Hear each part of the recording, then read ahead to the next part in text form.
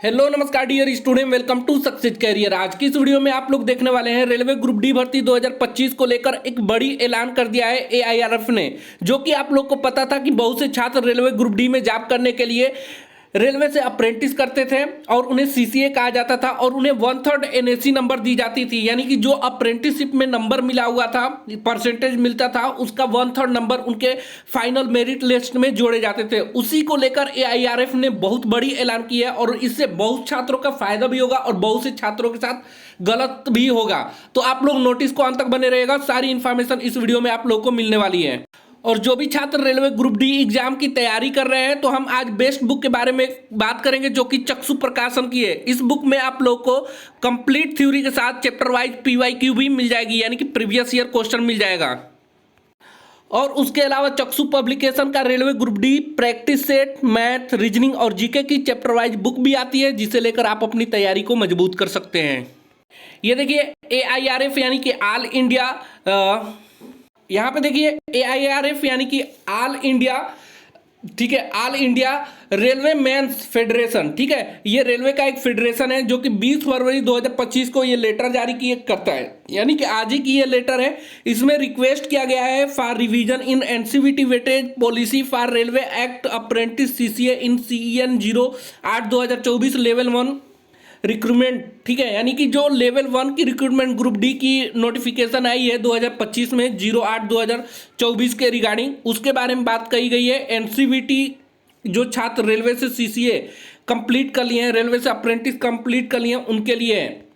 यहाँ पे इंग्लिश में नोटिस जारी हुई है। इस नोटिस को आप पढ़ना चाहेंगे तो हम टेलीग्राम चैनल में दे देंगे या आप लोगों को बताते हैं इसको हिंदी में बहुत बेहतरीन तरीके से, चलिए समझ लेते हैं। हिंदी में इस नोटिस को पढ़ने के लिए आपको ITI-recruitment.in पर आ जाना है, जहाँ पे आप लोगों को रेलवे से रिलेटेड, ITI से रिलेटेड सारी इंफॉर्मेशन, जॉब अपडेट मिलती रहती है।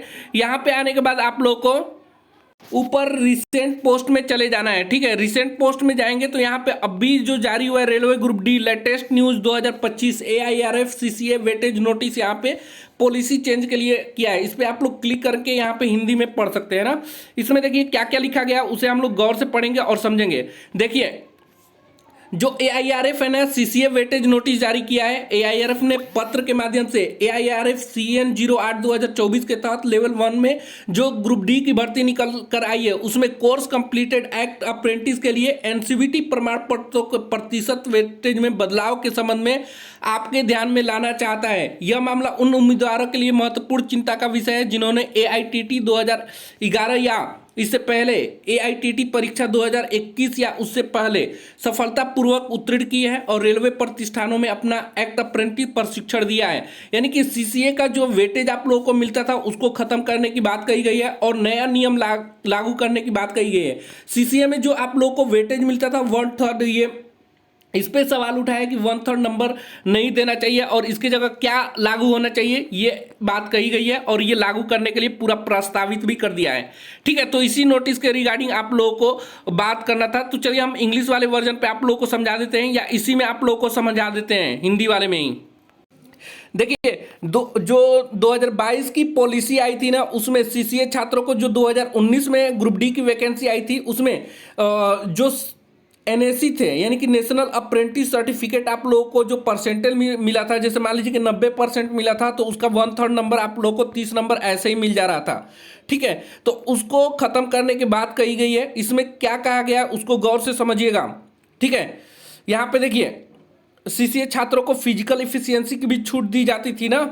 देखिए 2022 में जारी कौशल विकास उद्यमता मंत्रालय के आदेश के अनुसार AITT 112 से आगे, यानी कि 2022 या बाद में प्रशिक्षित अप्रेंटिस के लिए यहाँ पे एनसीवीटी प्रमाण पत्र अब केवल व्यवहारिक अंकों के आधार पर जारी किए जा रहे हैं। यानी कि जो 2022 या उसके बाद में जो अप्रेंटिस करने गए हैं 2022 या इसके बाद 2023-24 में, तो उनको जो प्रैक्टिकल के हिसाब से उनका नंबर मिल जाता है ना, यानी कि उनका थ्योरी का एग्जाम नहीं होता है, प्रैक्टिकल का जो नंबर है वही मिल जाता है, थ्योरी का एग्जाम इनका नहीं होता है। लेकिन 2022 या इससे पहले AITT जो 2000, देखिए यहाँ पे लिखा है AITT 2011 या उससे पहले उत्तीर्ण किया था, जिन्हें सैद्धांतिक और व्यवहारिक दोनों परीक्षाएं देनी होती थी। यानी कि AITT 2012 ठीक है, 2012 वाले कैंडिडेट या उसके 112 वाले कैंडिडेट या उसके बाद वाले कैंडिडेट को थ्योरेटिकल एग्जाम नहीं होता है और प्रैक्टिकल एग्जामिनेशन होती है।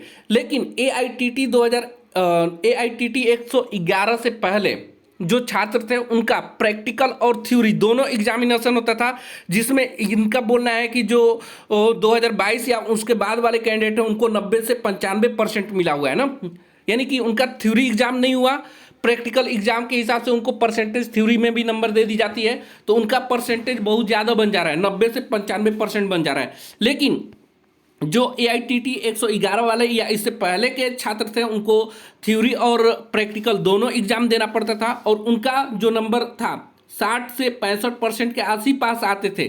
ठीक है, AIRF का कहना है। तो दोनों को अगर वेटेज निकाला जाए, जो AITT 111 या उससे पहले को उत्तीर्ण है तो 60% एवरेज मार्क आता था और 1/3 का सिर्फ 20 नंबर मिलेगा।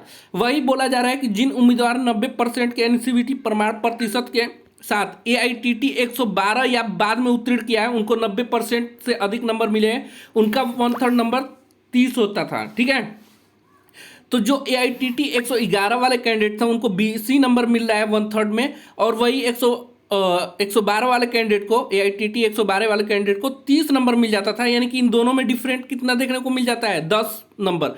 तो वही बोल रहा है कि यहाँ पे अत्यधिक प्रतिस्पर्धा के कारण परीक्षा में 8 से 10 अंकों का यह महत्वपूर्ण अंतर निर्धारित कर सकता है ना, यानी कि जो सिलेक्शन जो बाद में किए हैं उनका 10 नंबर अधिक मिल जा रहा है, तो इसी को खत्म करने की बात कही गई है। और ये कैसे निर्धारित करेगा इसके लिए भी बात कही गई है कि अब ये वेटेज अगर मिलेगा तो कैसे मिलेगा। देखिए उसको हम लोग गौर से समझते हैं। देखिए यहाँ पे CCA के लिए जो है चिंताओं के मद्देनजर रखते हुए AIRF ने रेलवे बोर्ड से यह सुनिश्चित करने का आग्रह करता है कि सभी CCA के लिए एक निष्पक्ष और न्यायपूर्ण भर्ती प्रक्रिया हो, यानी कि जितने भी CCA छात्र हों जो पहले किए हैं या अब भी कर रहे हैं, उन सभी के लिए एक अलग रूल बनाने की बात कही गई है।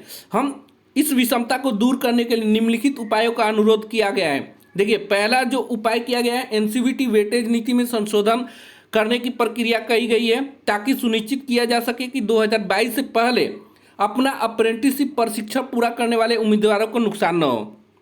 दूसरा यहाँ पे जो चेंजेस करना है वो बोला जा रहा है, एक वैकल्पिक योग्यता तैयारी प्रक्रिया पर विचार करना है, जैसे कि सभी CCA के लिए एक सामान्य CBT परीक्षा आयोजित करना है, जैसा कि 2018 लेवल 1 में अधिसूचना में किया गया था ना, यानी कि CCA छात्रों के लिए एक सामान्य CBT परीक्षा लेने की बात कही गई है। ठीक है, यानी कि 1/3 जो नंबर है वो हटाने की बात कही गई है, यानी कि 1/3 नंबर अब नहीं दिया जाएगा। अब देखिए तीसरी बात कही गई है, प्रतिशत आधारित वेटेज प्रणाली को समाप्त करना है ना, यानी कि 1/3 जो नंबर है इसको समाप्त करना है ताकि सभी CCA को उनको प्रशिक्षण के वर्ष के बावजूद समान अवसर मिल सके। उसके बाद रेलवे भर्ती में उम्मीदवारों को उचित आयु में छूट प्रदान करना है। जो रेलवे से CCA किए हुए हैं उनको आयु सीमा में छूट देने की बात कही गई है। जिन्होंने नई मूल्यांकन पद्धति शुरू होने से पहले अपना अप्रेंटिसशिप प्रशिक्षण पास किया है, यह सुनिश्चित करना कि वह इस नीति परिवर्तन के कारण अपने रोजगार की संभावना को न खोए।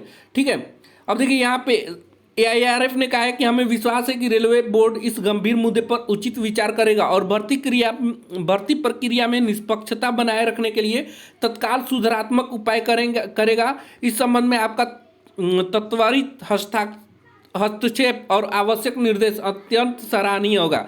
यहाँ से AIRF का जो नोटिस है आप डाउनलोड कर सकते हैं यहाँ से भी। तो अगर आप इंग्लिश वर्जन में देखेंगे तो वो सभी बात लिखी गई थी। यहाँ पे जो बात लिखा गया है 111 वाली भी बात लिखी गई है, और यहाँ पे देखिए 111 जो AITT अप्रेंटिस था उसमें एवरेज छात्रों का मार्क्स जो आता था 60 से 65% आते थे। वहीं पे AITT 112 वाले कैंडिडेट का 90 से 95% आता है। AITT 112 या इसके बाद वाले छात्रों को 90 से 95%। तो इसी विषमता को दूर करने के लिए ये लेटर AIRF ने जारी किया है। अगर रेलवे बोर्ड इसको मान लेता है तो सभी CCA छात्रों का एक अलग एग्जाम होगा और अलग जो प्रतिशत के आधार पे आप लोगों को मेरिट बनाया जाता था उसको खत्म किया जाएगा। ठीक है, तो उम्मीद है ये नोटिस बहुत से छात्रों के लिए गलत है। यहाँ पे हालांकि बहुत सारे छात्रों ने मुझे मैसेज किया है व्हाट्सएप पे, बोला है कि सर ये बहुत बुरा है। ठीक है, ये मुझे मैसेज में मिला था ये नोटिस AIRF का। बोला जा रहा है कि 1/3 खत्म करके 50% लागू करवाने की बहुत से छात्र मांग कर रहे हैं। फिर बहुत से छात्र बोल रहे हैं गलत किया जा रहा है, हम लोगों ने बहुत गलत तरीके से वर्क किया है, यानी कि बहुत वर्क किया है, डिपो में बहुत ज़्यादा वर्क लेते थे हम लोगों से, तो हम लोग को 1/3 मार्क मिलना चाहिए। हालांकि देखिए अभी ये लागू नहीं हुआ है, तो आप लोग को बेचैन नहीं होना है जब तक लागू ना हो जाए। अभी ये बस AIRF ने अपनी बात रखी है रेलवे बोर्ड को, अगर रेलवे बोर्ड मान लेता है तो ये लागू होगा। तो जो छात्र ये इन सब के लिए घबरा रहे हैं, घबराए नहीं, जब तक ये नोटिस जारी नहीं कर देता है रेलवे रिक्रूटमेंट बोर्ड, तब तक आप लोगों को ये बस एक प्रस्तावना है, AIRF ने रेलवे रिक्रूटमेंट बोर्ड को दिया है। और आज के लिए वीडियो में इतना ही। वीडियो अच्छा लगे तो लाइक कर दीजिएगा और अपने दोस्तों के साथ शेयर कर दीजिएगा, और चैनल पे पहली बार होंगे तो चैनल को सब्सक्राइब कर लीजिएगा। Thanks for watching this video guys, मिलेंगे नेक्स्ट वीडियो में, तब तक के लिए बाय। जय